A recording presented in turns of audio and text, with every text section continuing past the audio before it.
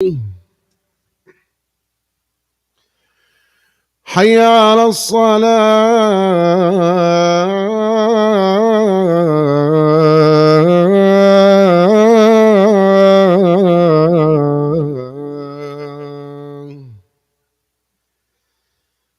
حي على الفلاح.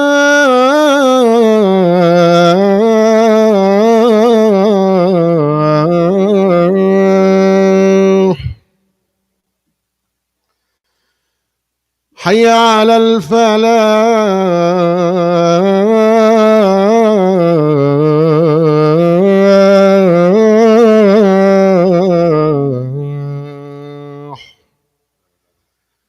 الله أكبر،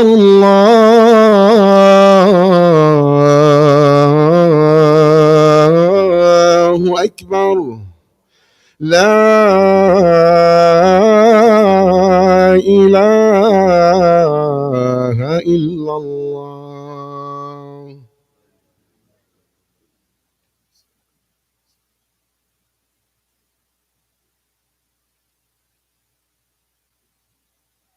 الحمد لله نحمده ونستعينه ونتوب اليه ونستغفره ونعوذ بالله من شرور انفسنا ومن سيئات اعمالنا.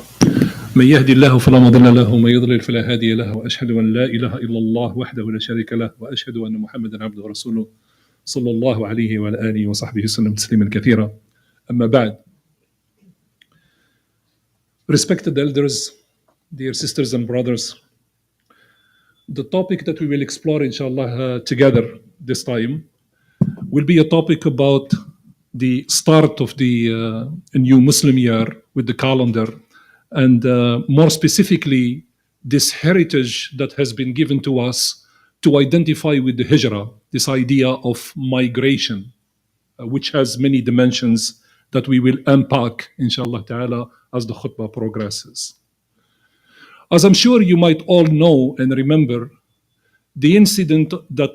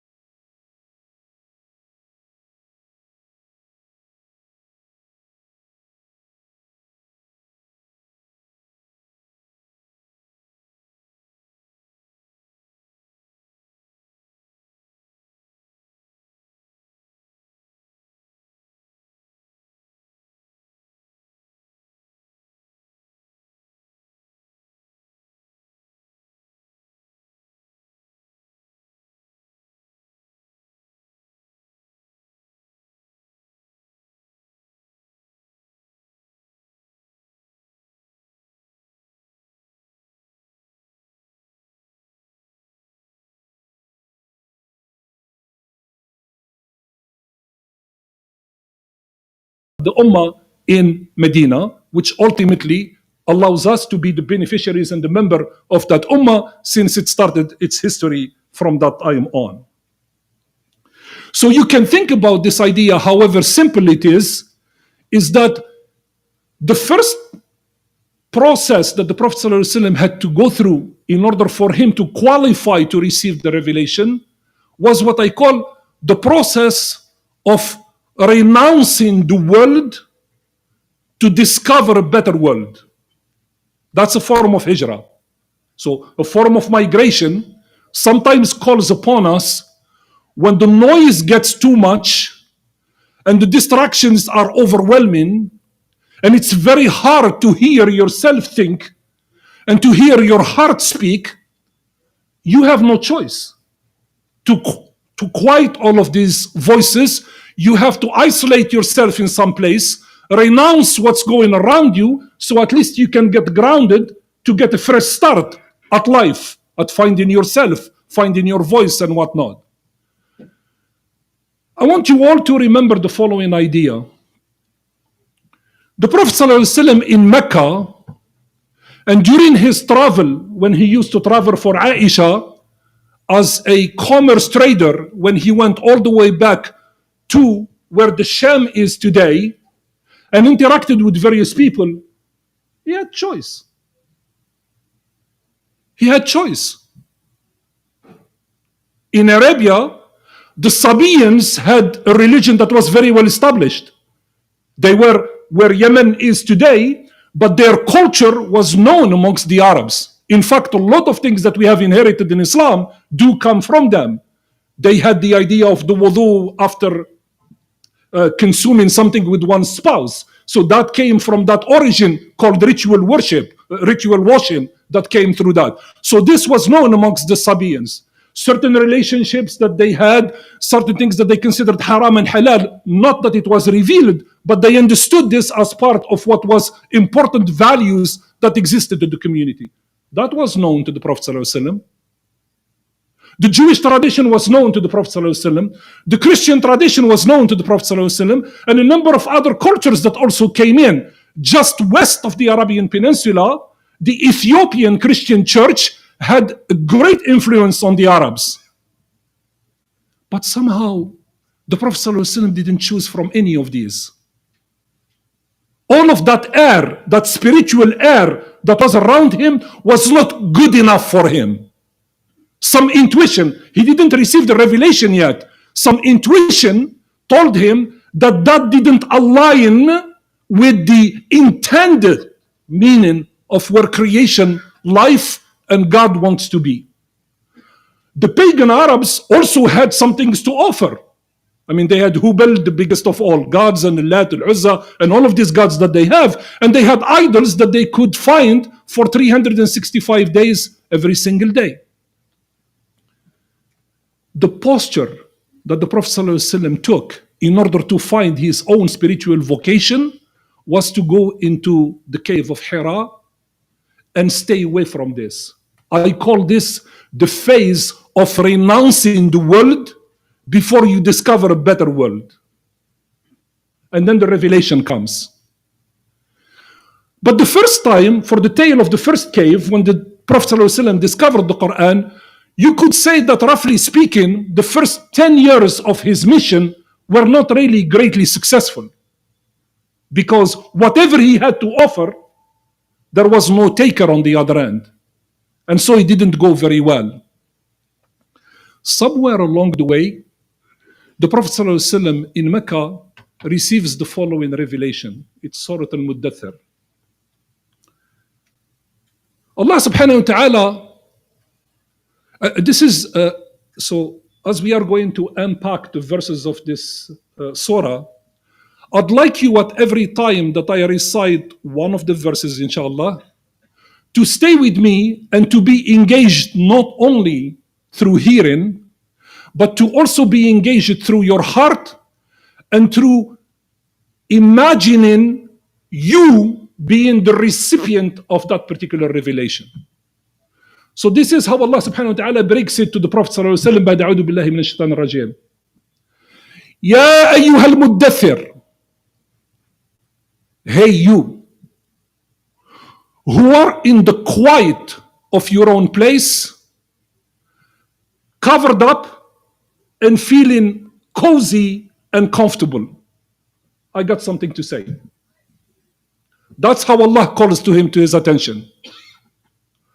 I think that's very, very profound, because the fetal position, when somebody takes it and you put a cover around you, you have a sense that you have brought the world to a quiet stance. You're in control. Things are okay in that stance. So when a voice comes in to shatter that reality, you're going to pay attention, which is exactly what the Prophet ﷺ did. So after the first call, Allah subhanahu wa ta'ala commends him directly. قم فأنذر. First order of business. What I want you to do, throw away the cover. Change your posture from sitting down. I want you to stand up erect. قم, stand up. This is an important step that you're going to take in life. And what I want you to do is go out there and admonish. Give advice. Sound advice. In other words, bring value. Offer to the audiences that you are going to interact with something that talks to them about what prophecies are all about. The future, the guiding principles of discerning between right and wrong, finding our ways when we are lost. All of this I want you to do. But you cannot do this through Monday morning quarterbacking by sitting on a very, very comfortable chair or couch and just pontificate about it for hours. Stand up, get out there, do the job. That's what I expect you to do. And the Prophet ﷺ was all ears. What's the prerequisite? Where should you start? What's the very first thing you should do? Now that you got this command, it's rather heavy and perplexing. وَرَبَّكَ فَكَبِّرْ. So the first thing that I want you to do is invoke the name of Allah subhanahu wa ta'ala to infuse inside yourself the power and resilience of being at the service of Allah. You see, Marx had a very, very important idea as a social historian. He wasn't completely wrong when he said that religion can be the opium of the people, meaning that religion can play multiple roles. It can mobilize people to do things that are horrible, and we say time out to that. That's not our call. It can do things that are absolutely amazing in allowing some people to grow wings behind their back so they can soar very high through the world and be guides and savants and helpers and innovators and discoverers and amazing things. Or it can also be in the middle, where it is used as a psychotropic drug that pacifies people. Like you take it like a pill, and now you feel numb. And so Allah subhanahu wa ta'ala wanted to make sure that that option was not available to the Prophet sallallahu alaihi wasallam. So to make sure that he inoculates him, he gives him a vaccine to prepare him to go and start the world, he said the first starting point that you should start from is invoke the great name of Allah. Allahu Akbar is how you start things. Because when you say that, the universe shudders and you are now ready for business. You are now ready for business. You look at just what we did just now. What ushers in the start of this service that we call the Friday service, Salat al-Jumu'ah? Allahu Akbar. Allahu Akbar. That's how we started. Otherwise, it makes that invalid. It's not something that we can pay attention to. So that process gets repeated over and over again, and it all started from this, call it multi-step program that Allah subhanahu wa ta'ala gave to the Prophet sallallahu alaihi wasallam to bring him back into the world and make him engage the way he was intended to engage. The next verse is absolutely brilliant. Allah subhanahu wa ta'ala tells the Prophet sallallahu alaihi wasallam, وَثِيَابَكَ فَطَهِرْ. I really like you to permit me to make this a little bit light so the khutbah is not too heavy. This verse is a little bit, I'm going to give an analogy first and then I'm going to come back and explain it and render it in English. This verse is a little bit like the analogy of NASA preparing for a mission to go and explore Mars. And so they might have spent 15 years to 20 years designing a spacesuit. And as the astronauts are boarding the spaceship, one of the inspector comes to one of the astronauts and says, "You have some ketchup on your clothes." Like, come again, who cares? Why are you telling me that I have ketchup on my clothes? I'm about to embark to go to Mars. The verse does a little bit like that. The Prophet ﷺ is being called upon to say Allahu Akbar and go on a mission to admonish people. And then the next verse says, and keep your clothes clean. What's the business about keeping your clothes clean? Why is that important? Very, very, very important. Because it's not about clothes. It's not about this thing that I put on my body. This verse was teaching the Prophet ﷺ that if you want to be in the business of inviting for Allah, your inside and outside have both to be equally pure.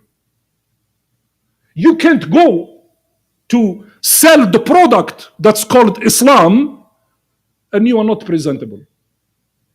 That's just unacceptable. We can't have that because that causes dissonance. We are not aligned between the inside and the outside. So the bottom line here to the Prophet ﷺ advice that he has been given, pay attention to details. Pay attention to your appearance. Pay attention to your purity and purification ritual because it is as important as everything else. So very often we find this with Muslims, right? So common thing. There are some brothers and some sisters that are a little bit, shall we say, abrasive or harsh. And so they come and they say something that is hurtful. And you try to call them back. Maybe you should go easy a little bit on this point. Oh, brother, I say it the way it is. I'm a straightforward person. Well, can you please not be that straightforward? Can you still be gentle, please, a little bit? Because we already take a lot in our daily lives. So the last thing we want is somebody to also whack us on the head whenever we have something else to do in our lives. And so the Prophet ﷺ is being prepared here to become a total package at the service of Islam, not a fragment of a package and the rest of it is not refined. Because later on, he's going to become a piece of art, something that is incredibly beautiful, the beauty of which has become enchanting. And that's how the Sahaba described him, those who lived with him. You see, another thing that happens very often when we put ourselves at the service of Allah subhanahu wa ta'ala, many of us, we carry a lot of baggage. It's like you train in track and field. And imagine that on the day of the competition, in order to run the 100 meters, every other competitor in the other 7 lanes is ready to go. And just before you start running, somebody comes in and ties behind your back a weight of 50 pounds. And now you have to run like the others. Well, I can guarantee you, you ain't gonna make the cut. Your time will be the slowest. And we have to learn to put down the weight when we are at the service of Allah subhanahu wa ta'ala. To not each and every one of us who comes to serve Allah, we serve by bringing a lot of baggage to the table. Some of us, we bring that baggage from our ethnic backgrounds. Some of us, we bring that baggage from our ignorance about this religion. Some of us, we bring our baggage from our values and the choices that we have made in our lives. And some of us, we bring that baggage despite ourselves. We find ourselves in a position and we just carry stuff all the way around like you have a tractor trailer or all kind of problems behind you. Allah subhanahu wa ta'ala tells the Prophet sallallahu alaihi wasallam, وَالرُّجْزَ فَهْجِرْ. All of these idols that you see around you, all of this baggage that you see around you, drop it. Don't bring it along. Drop it. Walk away from it. Which is exactly what the Prophet ﷺ did. He walked away from that. And it was a prerequisite. It's only when he walked away from all of this that he ended up in a situation that allowed him to become the man who he is and the man who we love. Sallallahu Alaihi Wasallam. But that lesson in there, in his time, those idols were completely definable. Where would you find them? You just walk around the Kaaba and there will be a little statue here and a little statue there and a little statue there and whatnot. And the Prophet ﷺ cleaned them all up when he walked around and he just smashed them one after the other. But today, where are they? Those idols. They are around us in the material world that we live into.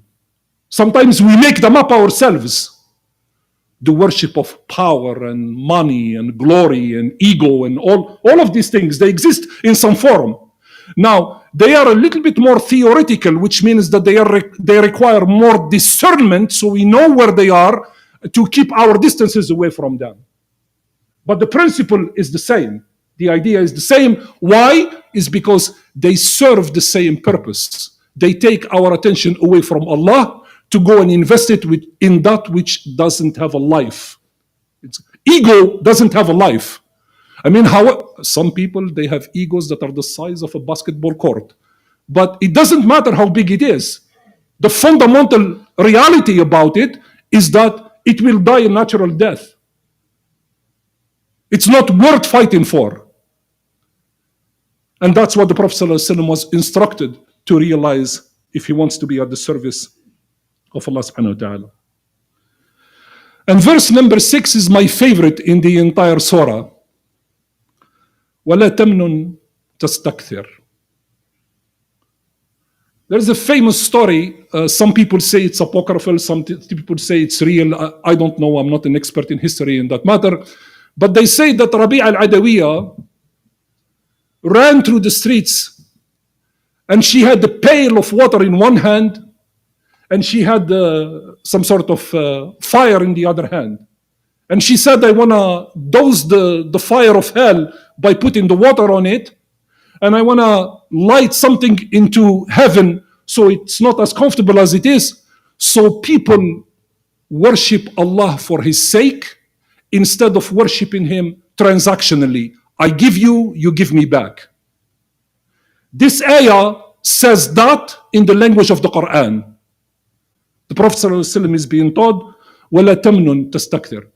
Do not approach your God, your creator, like, I'm going to scratch your back, and now you have an obligation to scratch my back. That's not befitting. That's not adab in relating to Allah subhanahu wa ta'ala. When we come to Allah subhanahu wa ta'ala, the expectation is to give all of us, and we leave it to Him to give us what He chooses for us. Ibn Ata'Allah al-Iskandarani has plenty of aphorisms about this point. So when we come to Allah, what we do is we give all of us to Him, but we do not prescribe or dictate what He does for us. We accept what He does for us as the gift of His kindness and generosity. And so that's what this ayah is about. And then I'll conclude at verse 7. That's the only thing I will have time for, inshallah, for the khutbah today. There is usually a general expectation from many of us, Muslims, that when you do the right thing, the expectation is when you do the right thing, that everything out there will line up to help you. Absolutely not. Otherwise, we would never learn from the life of the Prophet ﷺ.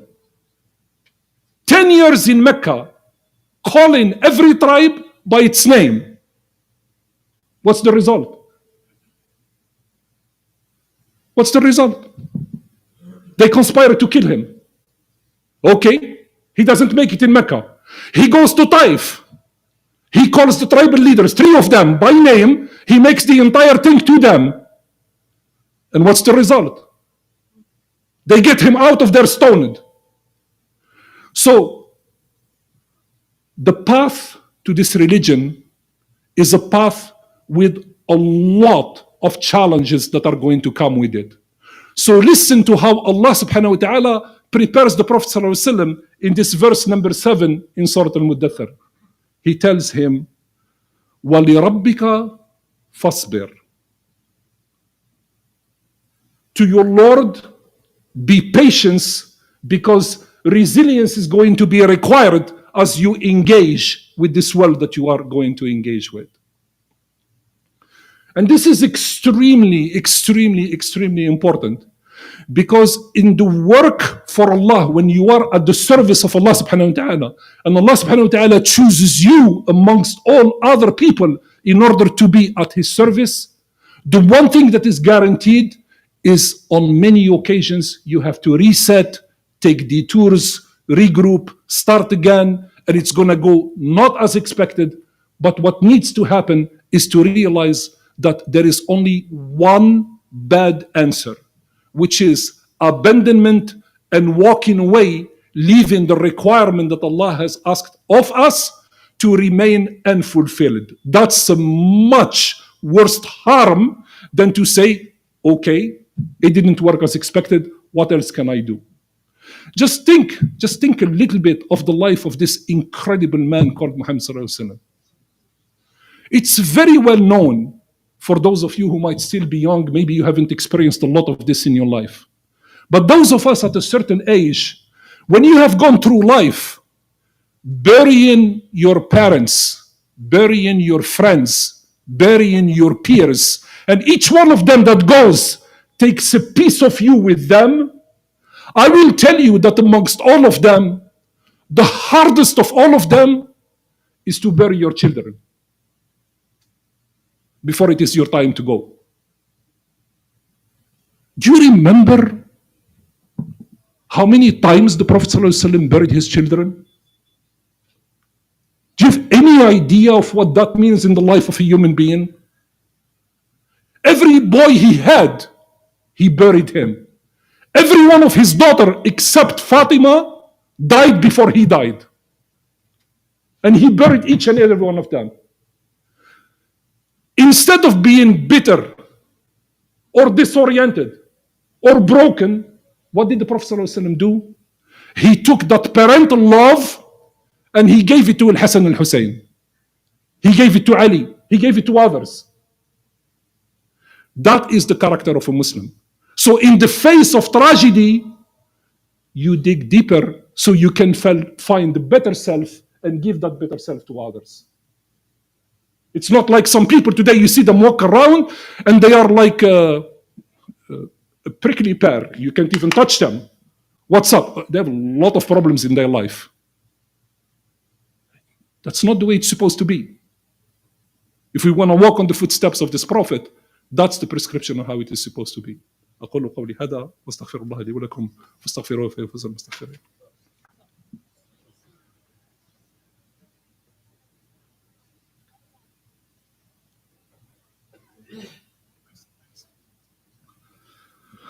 الحمد لله ثم الحمد لله واشهد ان لا اله الا الله وحده لا شريك له واشهد ان محمدا عبده ورسوله صلى الله عليه وعلى اله وصحبه وسلم تسليما كثيرا. ربنا اتنا في الدنيا حسنه وفي الاخره حسنه وقنا عذاب النار. اللهم انصر من نصر دين محمد صلى الله عليه وسلم واجعلنا منهم، واخذل من خذل دين محمد صلى الله عليه وسلم ولا تجعلنا منهم. عباد الله، اوصيكم ونفسي بتقوى الله واقم الصلاه ان الصلاه تنهى عن الفحشاء والمنكر.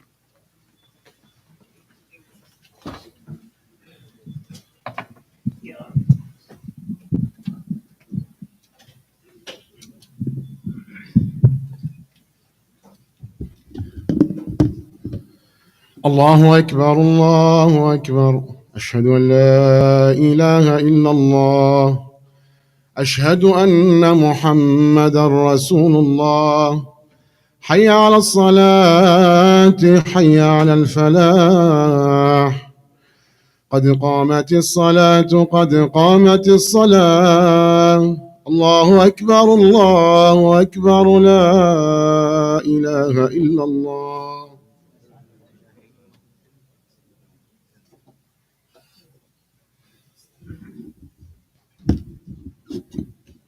استووا واعتدلوا.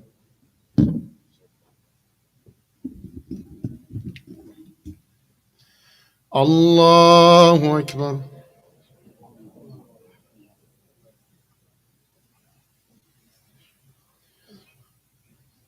الحمد لله رب العالمين، الرحمن الرحيم، مالك يوم الدين.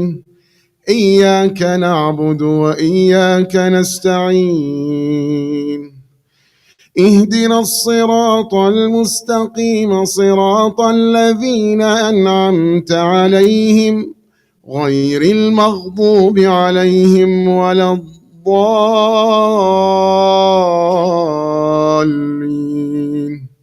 آمين. سبح اسم ربك الأعلى، الذي خلق فسوى والذي قدر فهدى والذي أخرج المرعى فجعله غثاء أحوى. سنقرئك فلا تنسى إلا ما شاء الله، إنه يعلم الجهر وما يخفى. ونيسرك لليسرى فذكر إن نفعت الذكرى. سيذكر من يخشى ويتجنبها الأشقى الذي يصلى النار الكبرى، ثم لا يموت فيها ولا يحيا. قد أفلح من تزكى وذكر اسم ربه فصلى. بل تؤثرون الحياة الدنيا والآخرة خير وأبقى. إن هذا لفي الصحف الأولى، صحف إبراهيم وموسى. الله أكبر.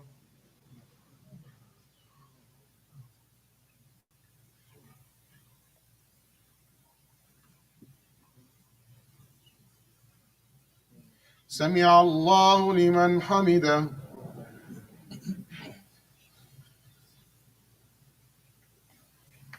الله أكبر.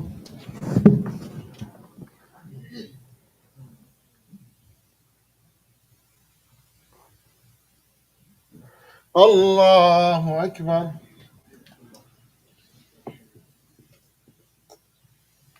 الله أكبر.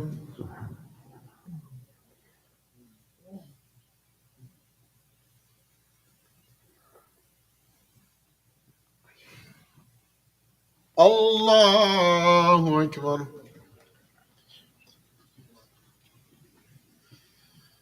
الحمد لله رب العالمين، الرحمن الرحيم، مالك يوم الدين. إياك نعبد وإياك نستعين. اهدنا الصراط المستقيم، صراط الذين أنعمت عليهم غير المغضوب عليهم ولا الضالين.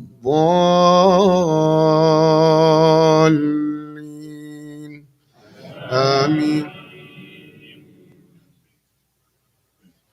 ألم نشرح لك صدرك ووضعنا عنك وزرك الذي أنقض ظهرك ورفعنا لك ذكرك. فإن مع العسر يسرا، إن مع العسر يسرا. فإذا فرغت فانصب وإلى ربك ربك فارغب. الله أكبر.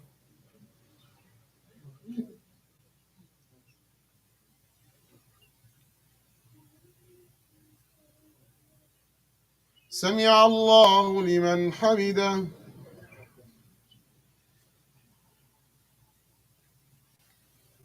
الله أكبر.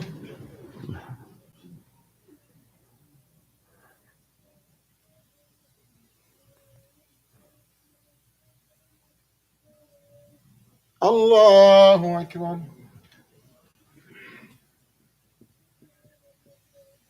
الله أكبر.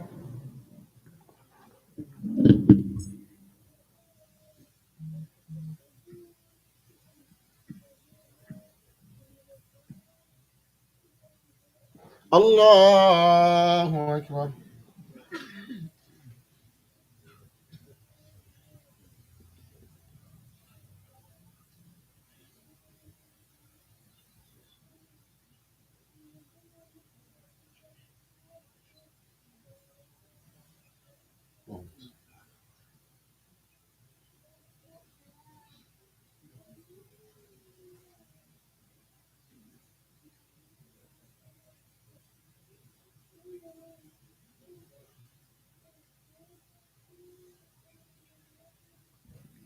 السلام عليكم ورحمة الله. السلام عليكم ورحمة الله.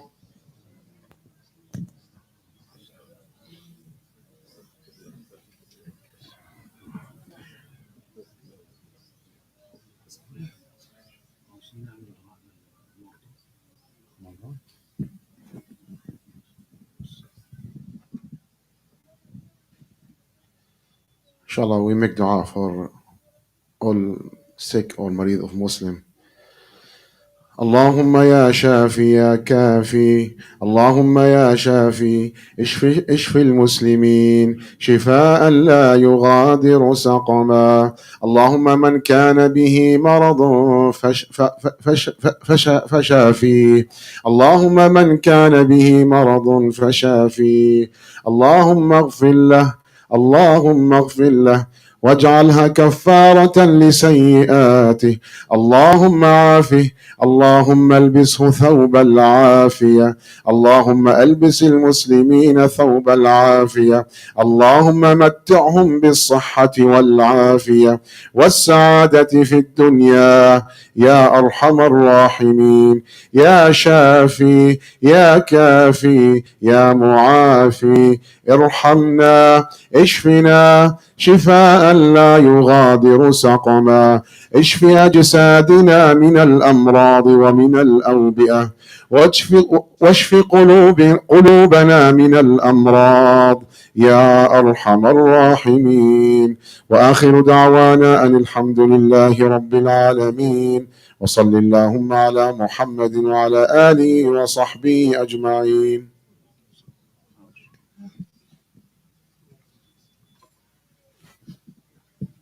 Jazakallah khair, Sheikh Muntasir, Dr. Muhammad Lazoni, for this khutbah. Just a few reminders. Inshallah, tomorrow we have an important event. We will have a celebration for our Muslim women leaders. Will feature Mayor Sambul Siddiqui, Cambridge Mayor, and Sister Talia, Boston City Council. So I invite you all to try to make it. It will be at Cambridge Public Library here. It's just like 2-3 minutes from the mosque in Broadway Street. It will be at 2:30 p.m. We'll start at 2:30 p.m. tomorrow. So we want to show like our community attendance. We need to be there. So try to make it. Tomorrow is a day off. It will be very important to be there, inshallah. Also, I want to remind you with our weekend school will start next week, inshallah, every Sunday from 10 to 2 p.m. Kids age from 5 to 12 years. If you want to sign up your kids, you can come check with me in the office. Jazakumullah khair.